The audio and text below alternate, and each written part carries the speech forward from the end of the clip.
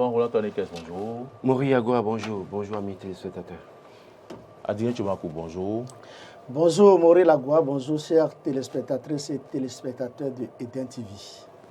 Nous allons donc démarrer par Fraternité. Fraternité dont un titre intéresse l'un comme l'autre. Et s'il s'agit bien sûr de l'entente entre SUP et ex-PRD au sein de l'UP Le Renouveau après la législative de 2023, un héritage lourd à porter. Laurent Roland Tonekes, est-ce qu'il ne fallait pas s'y attendre? Oui, c'est un héritage lourd. Bien évidemment, je crois que Fraternité fait bien de rappeler cette importante en tout cas, situation aux acteurs politiques, notamment de la mouvance présidentielle, parce que quand on regarde celui qui a rallié l'Union progressiste pour constituer désormais l'Union progressiste de renouveau aujourd'hui, quand on regarde son parcours politique, dans tous les cas, quand il a été en alliance ou en fusion avec d'autres formations politiques, comment est-ce que ça a fini, bien évidemment? N'oubliez pas que ce parti est l'un des partis, bien évidemment, qui a rallié la candidature de Lionel Zinsou, bien qu'étant de l'opposition à un moment donné, mais que j'appelle parti vendeur en grève de logo dans une certaine mesure. Et donc, on a vu ce qui s'est passé, on a vu comment est-ce que les gens se sont métamorphosés automatiquement pour se retrouver du côté de la mouvance pour soutenir Patrice Talon. Et donc, aujourd'hui, quand on regarde un peu, et on questionne l'histoire, on va questionner peut-être 95-96, on va questionner même d'ailleurs la conférence nationale. Il faut que les gens comprennent que Adrien Oumbédi a désisté en faveur de Nicéphore Soglo. Bien évidemment, au cours de la conférence nationale de face de la nation. Et bien évidemment, et puis on a vu comment est-ce qu'en même temps, le même Adrien Oumbédi n'a pas eu de gêne à lâcher Nicéphore Soglo en 96 pour aller soutenir Mathieu Kérékou. Et on a vu automatiquement, quand il a soutenu Mathieu Kérékou, qu'est-ce qui s'est passé après? Le Premier ministre, après, qui n'existait nulle part dans la Constitution, qui finalement aussi a déposé le tablier et est parti. Et on a vu après, dans le prolongement, chaque fois que vous regardez je dirais, une période d'alternance démocratique au pouvoir, vous sentez que ce parti va d'un côté, après, n'a pas de gêne à lâcher. Donc, aujourd'hui, en l'état, le PD ayant peut-être dormi, je pèse mes mots, ayant dormi parce qu'il y avait la question, fameuse question des 10% qu'il faut avoir au plan national, qui fait que le PD, ayant fait tout calcul, s'est rendu compte qu'il vaut mieux carrément se caser quelque part pour espérer que leurs militants soient élus dans une certaine mesure. Donc, puisque la seule expérience qu'ils ont pu faire seuls, c'est l'élection présidentielle communale de 2020, où ils n'ont pas pu avoir les 20%, 5% au plan national. Donc il fallait nécessairement réfléchir à trouver une formule. Et la formule tout trouvée, c'était de rallier l'Union progressiste et de faire maintenant, et d'ailleurs vous allez voir que dans la faisabilité des choses, c'est qu'il y a une insistance pour qu'au moins l'un des mots-clés du thème, du parti PRD se retrouve dans la nouvelle configuration, dans la nouvelle dénomination des deux partis. Donc ça fait l'Union progressiste, le renouveau. Donc tout ça mis dans la balance montre clairement combien est-ce que Adrien Oumbédi tient à son parti dans une certaine mesure. Donc aujourd'hui, il va être difficile de gérer peut-être les crises internes si on ne sait pas faire. J'estime fondamentalement que il va falloir peut-être surveiller Adrien Oumbédi comme de l'air sur le feu, bien évidemment. Parce que... Sinon. Oui, mais il peut à tout moment lâcher aussi. Ah bon? Oui, mais écoutez, il peut à tout moment lâcher. Il peut à tout moment retirer le renouveau. Mais écoutez, on l'a vu dans les alliances, retirer en même temps son logo. Et cette fois-ci, la preuve, vous avez vu que son logo n'a pas disparu. Son logo vient supplanter maintenant le baobab. Donc il suffit seulement qu'il enlève son logo, bien évidemment, et qu'il se retire dans une certaine mesure. Donc, c'est un héritage très lourd pour les militants du parti et pour les responsables du parti. Parce qu'il y a des frustrations qui vont peut-être pas, auront du mal à gérer. Mais il y a une chose dont on peut se réjouir, c'est que il y a au-delà de ce qu'on peut dire entre Oumbédi et Djokbenou à la tête de l'Union progressiste, c'est qu'il y a un Patrice Talon qu'il faut craindre.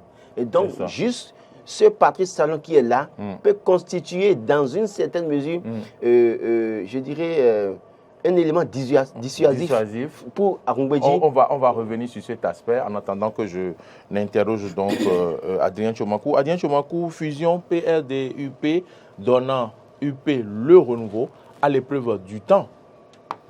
Oui, c'est à l'épreuve du temps. Vous savez, quand on parle d'un héritage, l'héritage c'est le passif et l'actif. D'accord. Et si le journal Fraternité parle aujourd'hui d'un héritage lourd, c'est parce qu'il y a matière à réflexion. Parce que d'abord, gérer les hommes, c'est très compliqué, ce n'est pas facile. Et gérer deux partis ensemble, ce n'est pas aussi facile. Ce n'est pas deux partis, c'est un parti. Évidemment, c'est un parti maintenant, mais c'est une fusion de deux partis. Oui. Donc, c'est pour dire que Joseph Jobbenou a beaucoup à faire, parce que tel que Roland vient de le dire, qu'on veuille ou pas, s'il y a dans un parti, il y a toujours, qu'on veuille ou pas, des crises internes. Ce n'est pas la fusion de deux partis ensemble qui donne naissance à un parti, qu'il n'y aura pas de crise. Une chose est claire. Fraternité ce matin. Et quels sont les éléments qui pourraient frustrer aujourd'hui les militants PLD ou les militants UP? Les éléments sont là, patents, et tout le monde voit ça. Quand vous prenez par exemple la configuration du bureau de l'Assemblée nationale, c'est vrai qu'il y a eu assez de responsables, de députés, je veux dire, de l'UPR qui figurent, mais on voit clairement qu'il y a par exemple le deuxième vice, le deuxième secrétaire parlementaire, en la personne de David Ouensa, qui est un ancien du PRD, très influent et il fait beaucoup pour le PRD. Est-ce un élément de frustration pour les anciens UP de cette circonscription électorale, puisque, vous savez, c'est la circonscription électorale qui prend en compte l'OME.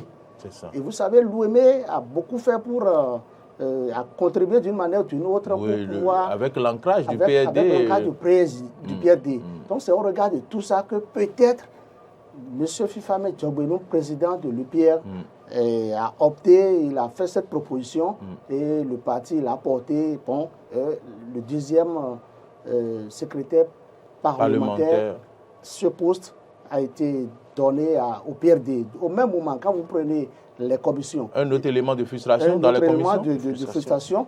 Les commissions, il y a une commission dans laquelle se trouve bel et bien son Excellence Apiti Jean-Claude.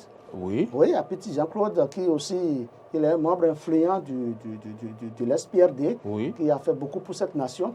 Et je pense que dans l'un ou dans l'autre cas, les anciens ténors de l'UP qui souhaitent occuper peut-être ce poste, ou ces deux postes, sont frustrés. Conséquence, à quoi doit-on s'attendre? Ce qu'on doit s'entendre, c'est que très rapidement, il est souhaitable, puisque nous ne voulons pas... Est-ce qu'on irait jusqu'à l'éclatement, par exemple? Pas du tout, on ne le souhaite pas. Ça ne peut pas arriver connaissant Joseph Fifame Djobbenou. Et c'est pour ça que le journal Fraternité demande ce matin qu'il y a nécessité de fédérer les efforts, de fédérer les énergies, afin que les vieux démons de la division n'aient raison de, comment on appelle, de cette crise qui pourrait naître.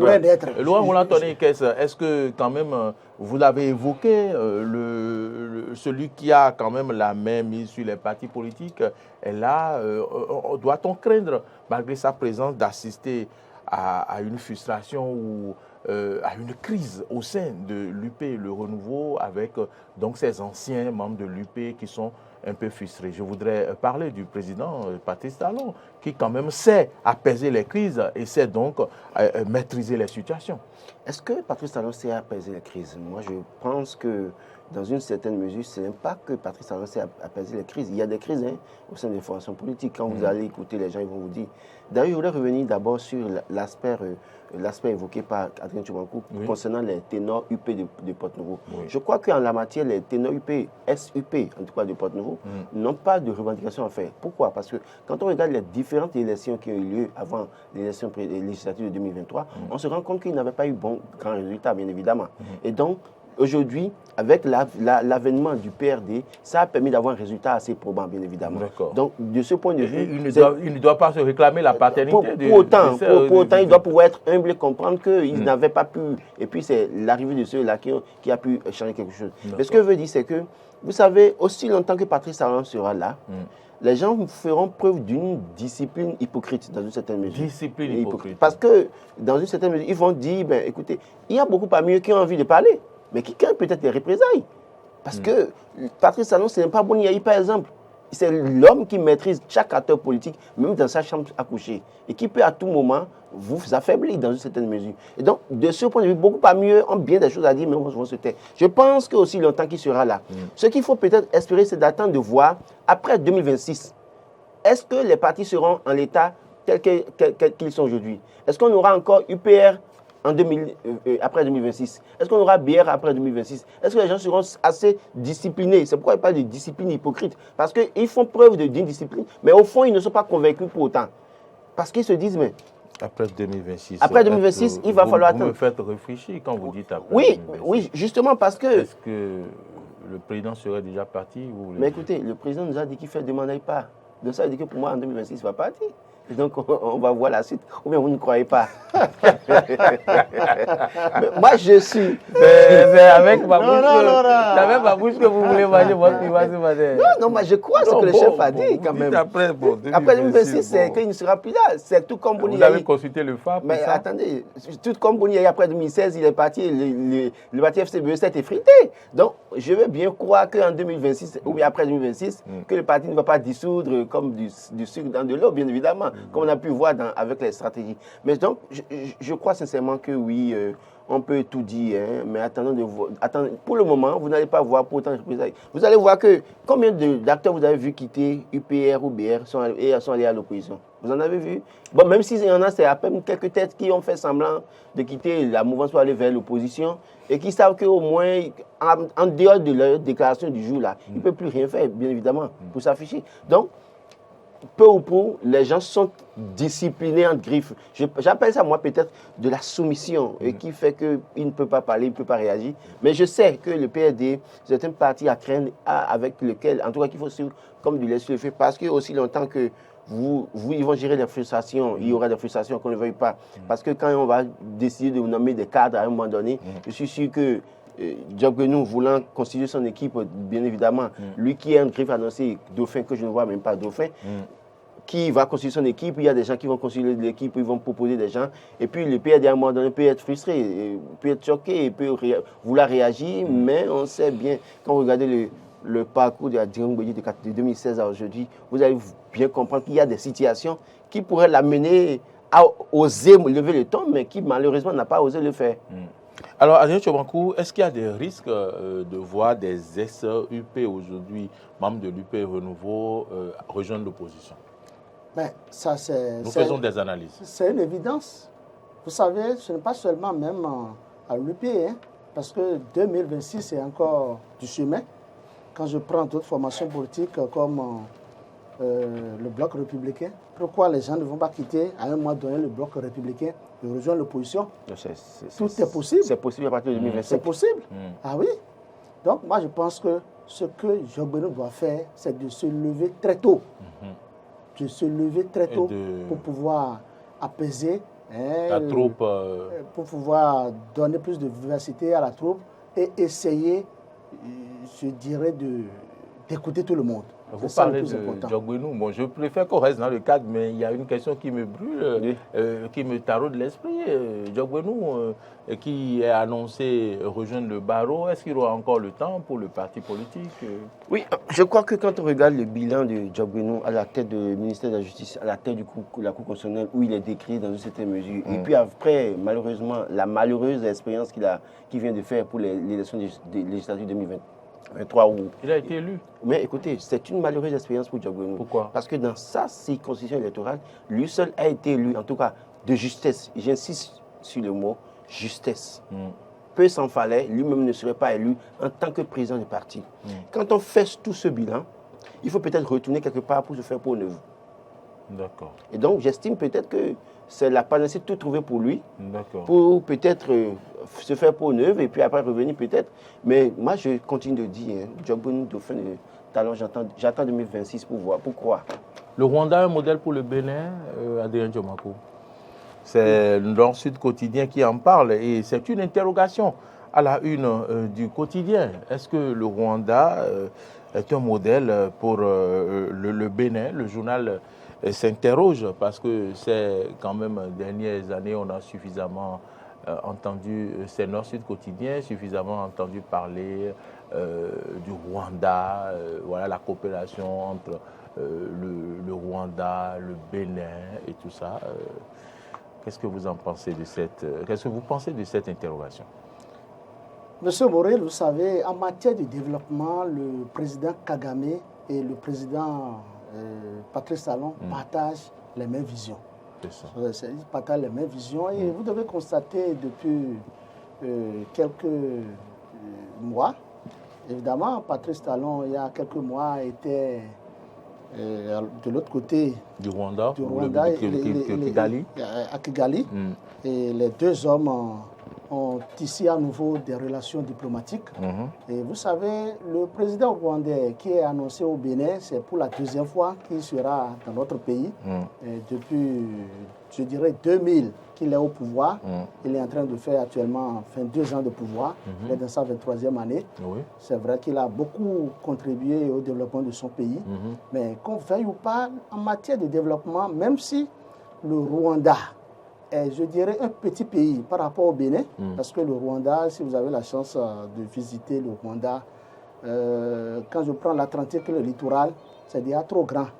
L'Atlantique et le littoral du Bénin. Avec un relief un peu accidenté. Oui, mais bien exploité pour la beauté du paysage. Le paysage dit d'ailleurs que le président rwandais est né dans de très bonnes conditions, comme moi, je dirais, dans les collines. Ah oui. Donc, c'était bien. Mais en matière de développement, il faut dire que quand nous prenons ces deux pays se ressemblent.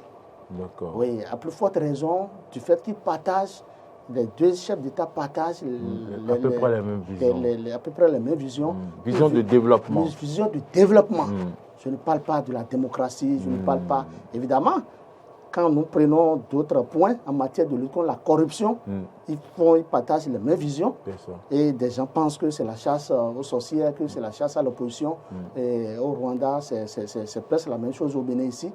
De l'autre côté, vous savez, quand le président rwandais vient au Bénin, vous avez entendu ce qui circule sur les réseaux sociaux et ce que la présidence aussi envoie à certains proches du pouvoir, où on dit que le président rwandais est venu au Bénin pour non seulement visiter le centre GIZ de Glodibé, la zone industrielle de Glodibé, parce que le Rwanda veut installer dans notre pays une société d'exploitation de garantie de marbre.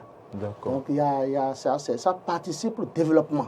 Parce qu'on veuille ou pas, il y aura des retombées pour notre pays. Absolument. Et les deux chefs d'État aussi se sont mis ensemble pour pouvoir créer une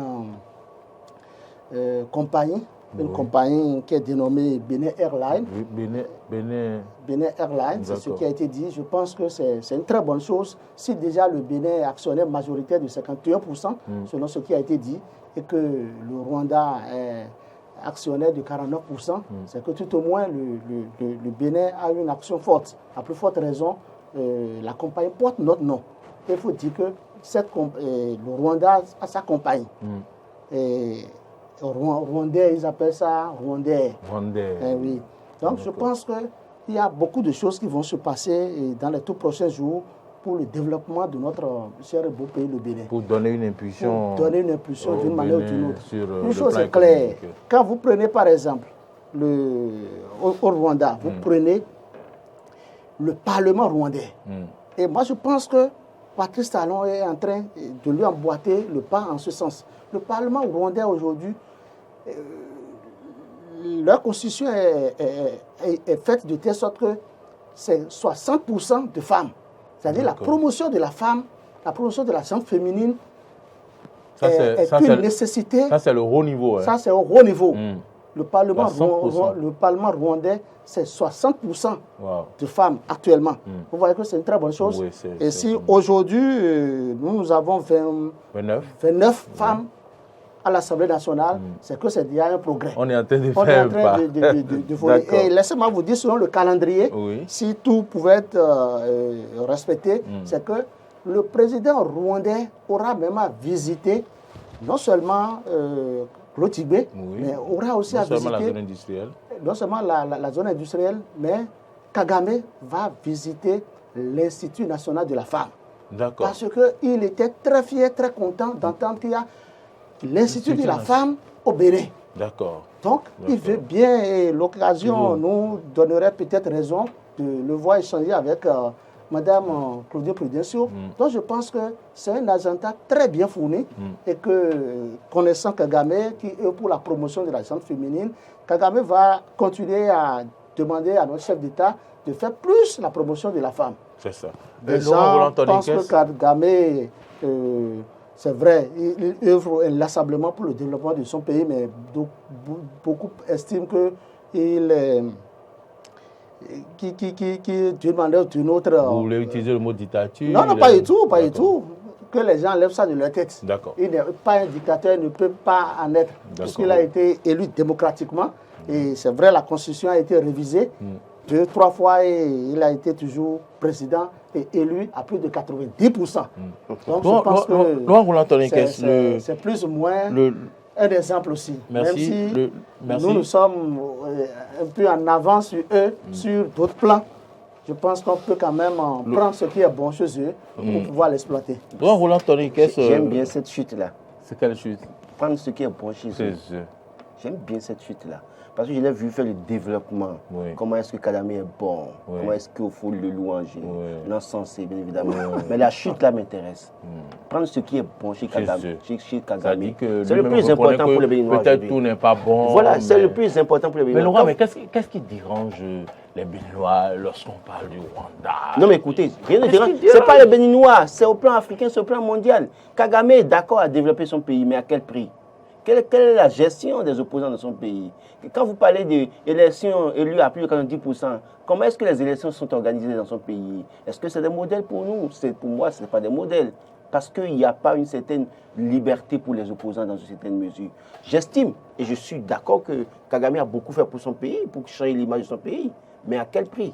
C'est là la question. C'est pourquoi votre chute, quand je vous suivais faire le développement, ça m'intéressait. Nous n'allons pas rechercher ces aspects de modèle ou pas, mais plutôt chercher à aller au développement. Si Kagame vient au Bénin voir par exemple la zone industrielle, c'est bien pour nous. Je fais partie de ceux qui font la promotion de la GDZ. Je crois que sur le plateau, suffisamment j'en ai parlé pour dire que c'est une fierté nationale.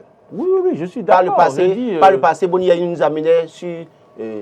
au niveau du projet Songhai, qui n'est pas une initiative béninoise, bien évidemment, mais au moins le chef de l'État, le gouvernement actuel, nous amène sur la GDZ, le site de la GDZ, qui est une initiative béninoise et qui est une fierté. Et ça, je le dis haut et fort. Donc, quand il vient pour investir au Bénin, je suis d'accord. Quand il vient en amenant des opérateurs économiques, je suis d'accord. Je l'ai dit, je reconnais que sur le plan du développement, le Rwanda a connu une avancée très notable par rapport au Bénin, bien évidemment. Et donc, on peut s'inspirer de cette volonté de Kagame de mettre sous les feux de la rampe son pays, bien évidemment, qui vous souviennent que même des clubs en Europe sont capables, font la promotion pour le Rwanda, visitent le Rwanda, donc pour que les gens viennent visiter le Rwanda, pour que cela apporte de la devise au Rwanda. C'est une offensive économique assez louable qu'il faut encourager. C'est pourquoi je dis, oui, il a fait des choses qui sont tellement bonnes, qu'il faut encourager et qu'il faut copier, bien évidemment. Seulement qu'il y a des pratiques sur lesquelles on peut se poser des questions et demander à nos dirigeants de ne pas tenir compte de ces pratiques-là. Et ce sont ces pratiques-là qui font quand même qui font peut-être les Béninois. Qui font peut-être certains Béninois. C'est une réaction légitime. Ils ont peur. C'est une réaction légitime.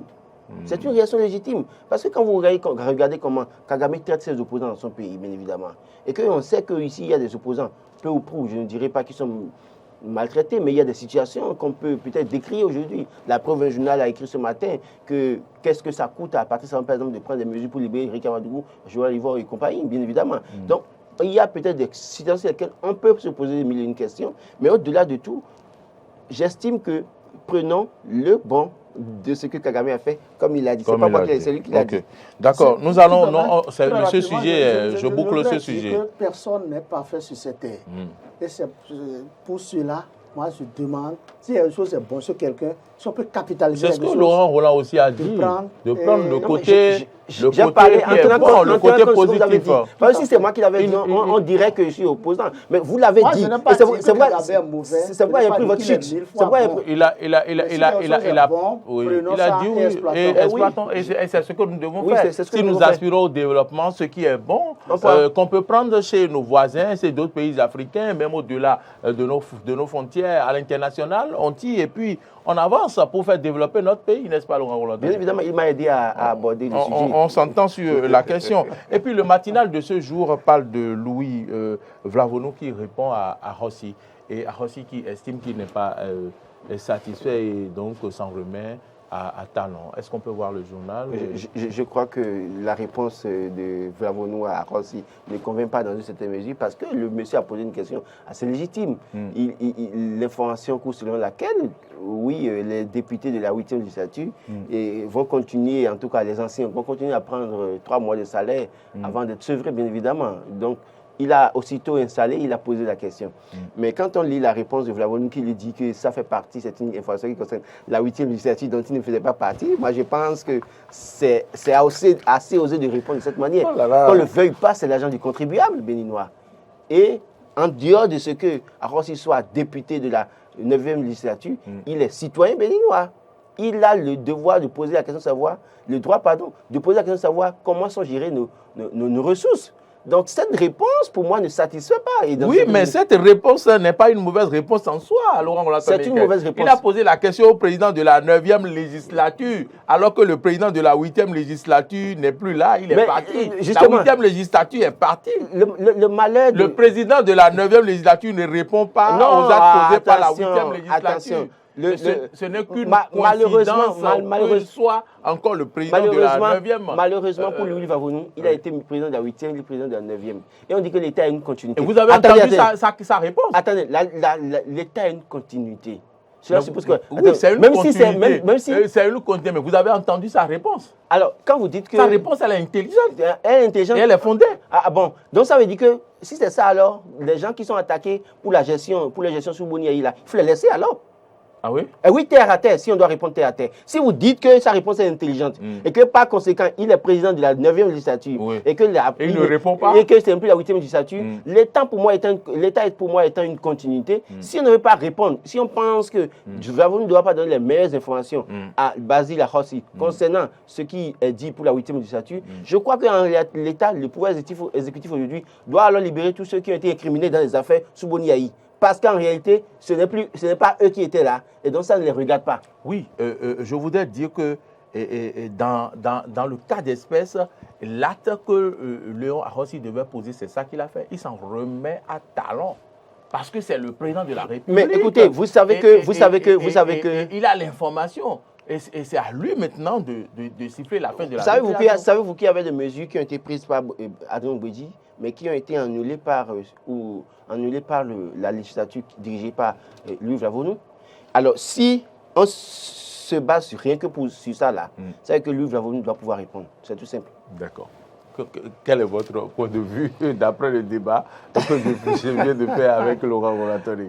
C'était pour mettre un peu de piment dans l'échange. Roland a raison en partie.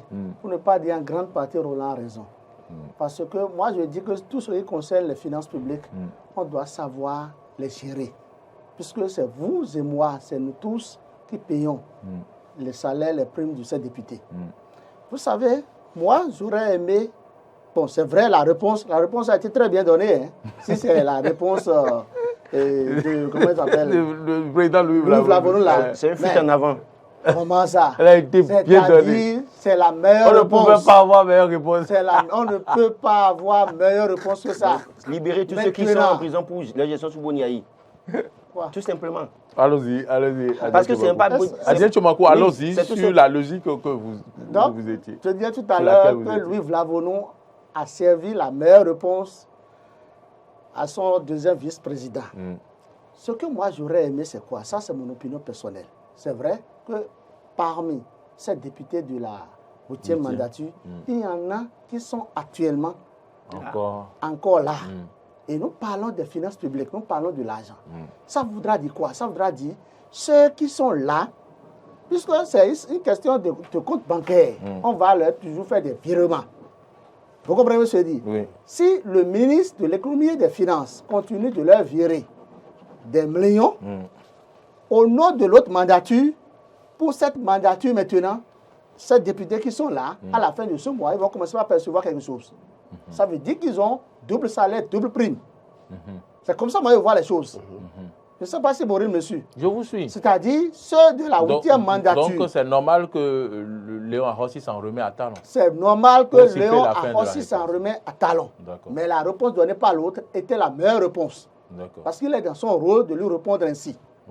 Et là, moi je pense que s'il faut éponger d'une manière ou d'une autre cette somme ou bien faire une défalcation, sinon en réalité les autres se sont entendus sur ça. Mais je ne suis pas contre les députés de la 8e mandature. C'était passé, c'était conclu qu'ils vont bénéficier de ça, qu'ils bénéficient de leurs sous. Mais ceux qui sont là, ceux qui sont revenus, les députés de la 8e mandature qui sont revenus et qui sont qui membres, pas double salaire, qui n'est pas double salaire. Donc ça veut dire que d'ici à là, on peut espérer que le président arbitre. Ah on va rapidement finir, Laurent Roland Tony Adrien Tchomakou. Nous avons vu à la une du quotidien Matin Libre qui nous apprend que le patriarche Karim Da Silva a dit que l'idée de la conférence nationale vient de lui. Et j'ai lu ce matin dans un groupe quelqu'un qui dit que le vieux a encore frappé. Non, je crois que si l'idée de la conférence nationale est venue de lui, qu'est-ce qu'il en fait aujourd'hui? Je suis en fait, c'est ce qui vous préoccupe. C'est ce qui me préoccupe. Si l'idée est venue de lui, qu'est-ce qu'il en fait aujourd'hui? Vous ne vous offusquez pas du fait qu'ils disent que l'idée vient de lui, mais qu'est-ce qu'il en fait aujourd'hui? Et ce qu'il en fait aujourd'hui, c'est qu'il appartient à tous les régimes et il soutient un régime. Quand le régime part, il s'oppose au régime. C'est ce qu'il en fait, malheureusement. On l'a vu sous Boni Yahi, avec l'Union islamique du Bénin. On a vu ce qui s'est passé avec eux, bien évidemment. Allez demander aux responsables de l'Union islamique du Bénin, bien évidemment. Et puis, automatiquement, il est avec Talon. On l'a vu sous Kérékou. Moi, je pense que ce n'est pas de dire qu'on est l'initiateur de la conférence, mais en tant que sage dans un pays, qu'est-ce qu'on en fait? Comment faisons-nous, comment travaillons-nous à l'unité des filles et fils de ce pays? Il ne suffit pas de rester dans son palais privé pour dire que j'ai été l'initiateur de la conférence nationale, mais je pense sincèrement qu'il y a de ces personnes qui sont âgées dans ce pays qui doivent pouvoir revoir leur posture dans une certaine mesure. Parce qu'il a eu l'idée, mais que faisons-nous de l'héritage aujourd'hui? On a dit, conférence des forces vives de la nation, vous avez vu une célébration par rapport à ça, pour nous souvenir, rappeler ça? Moi, je pense même que la conférence doit être mieux célébrée que l'indépendance. Parce que c'est ça qui nous a permis de passer. C'est ça qui nous a permis d'éviter la fatalité, comme le disait le rapporteur de la conférence nationale. Je pense sincèrement que, oui, c'est lui qui a l'idée, mais qu'est-ce qu'il en fait aujourd'hui? Bilan, M. Da Silva. Pour finir. Non, il a déjà tout dit. En fait, si tu as l'idée, et ça a été concrétisé, et nous sommes dans un pays où tout pense très bien se passer, mais des gens donnent de la voix. Pourquoi, depuis quelques années, Karim Da Silva ne pouvait pas monter au créneau, ne pouvait même pas donner de la voix pour faire des observations pertinentes par rapport à notre démocratie? Parce que la démocratie se porte très bien, mais des gens pensent que la démocratie ne se porte pas bien.